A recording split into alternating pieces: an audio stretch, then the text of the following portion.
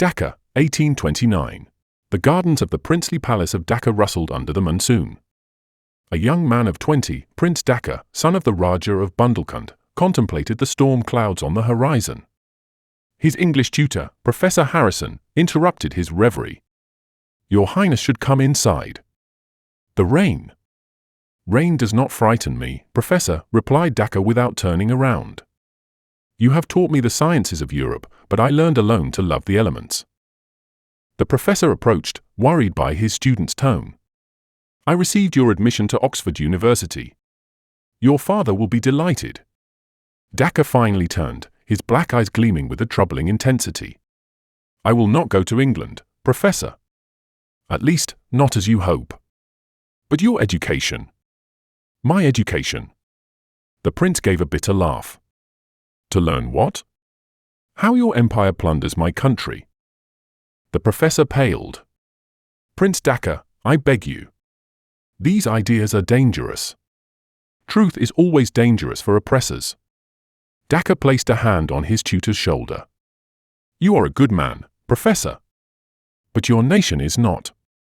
What do you intend to do?" "Learn. But not at Oxford. I will go to France, to Germany, wherever I can acquire the knowledge that will liberate my people." Thunder rumbled in the distance, as if to underscore his words. Paris, 1839. In a laboratory at the Sorbonne, Dhaka, now known by the simple name of Nemo, nobody in Latin, was completing an electricity experiment under the admiring eye of his professor. "Extraordinary, Monsieur Nemo! Your theory on electrical energy conversion could revolutionize science." Nemo turned off his apparatus. At 30, he had become an imposing man, with a profound gaze and rare speech. "It is only a step, Professor Aronnax." The old professor, father of the narrator of 20,000 Leagues Under the Sea, smiled. "You never publish your discoveries. Why so much secrecy?" "Knowledge is power, Professor. I choose carefully those to whom I entrust it." Aronnax shook his head. "Science should be universal. Just like freedom." Nemo carefully stored his notes in a leather briefcase. Yet the nations that claim to be civilized deny this freedom to half the world. "You speak of your country?" "I speak of all peoples enslaved by European empires." Nemo closed his briefcase with a sharp gesture. "Do you know why I chose this name, Nemo?" "It's nobody in Latin, I believe." "Exactly. I am nobody, and I am everyone. Every slave, every oppressed person, every man deprived of his dignity." The professor looked at his student with concern. "Revolution brings only blood, my friend. And submission brings only chains." Nemo bowed slightly. "Goodbye, Professor. I leave for Germany tomorrow. I still have much to learn." As he left, he passed a young student to whom he gave a brief nod. "Pierre," murmured the professor when the door had closed, "remember this name well, Nemo. You will hear of him, I am certain." Young Pierre Aronnax, who would later recount his voyage aboard the Nautilus, nodded, intrigued by this stranger with eyes of fire. Bundelkhand, 1857. The Sepoy Mutiny was ablaze across India. In his ancestral palace, Prince Dhaka returned to the country after 20 years of study in Europe, presided over a war council. His scientific knowledge had enabled the rebels to modernize their armament, but the news was bad. A messenger entered hurriedly and bowed. "Speak," ordered Dhaka.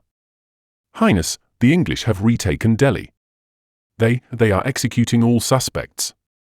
A murmur of horror ran through the assembly. "And Cawnpore?" asked Dhaka, tense. The messenger lowered his eyes. "Fallen, Highness. Our people were massacred." Dhaka rose abruptly. "And my family? My wife? My children?" The messenger's silence was more eloquent than words. Dhaka staggered, as if struck to the heart.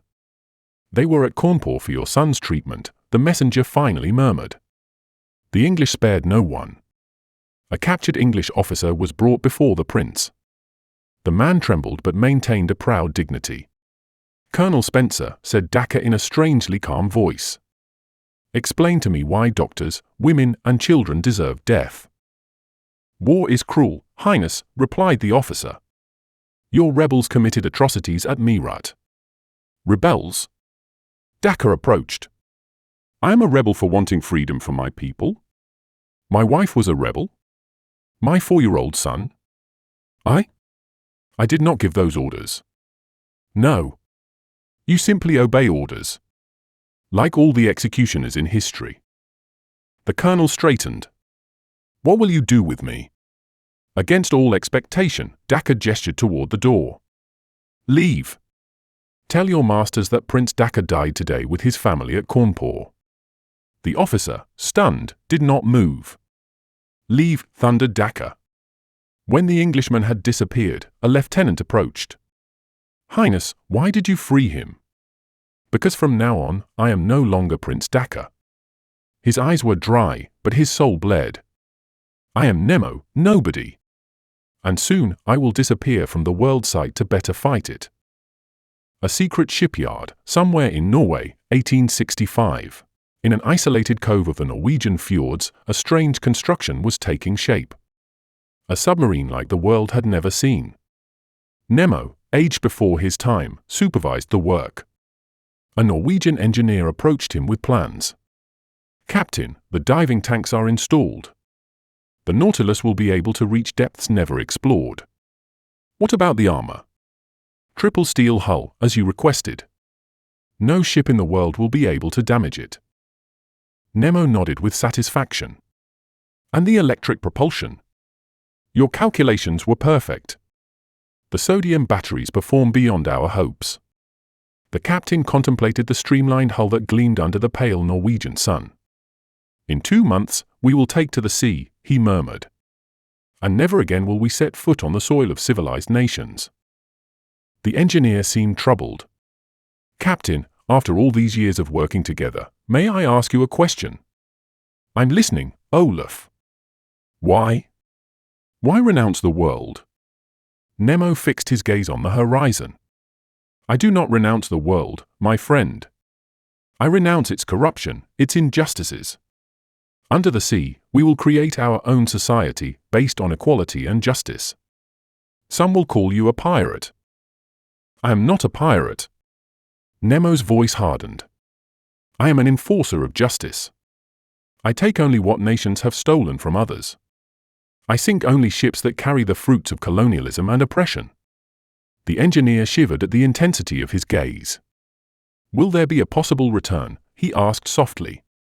For the first time in a long while, a shadow of a smile passed over Nemo's austere face. "For me, no. My path is set. But you, Olaf, you can leave us when the Nautilus is completed. Your family awaits you. My family understands my commitment to you." Nemo placed a hand on the engineer's shoulder. 8 years ago, when you found me half dead on this beach, you saved me without asking questions. You helped me build my dream. But do not sacrifice your life for my vengeance." "It's not just vengeance," protested Olaf. "It's a vision. A new world under the seas."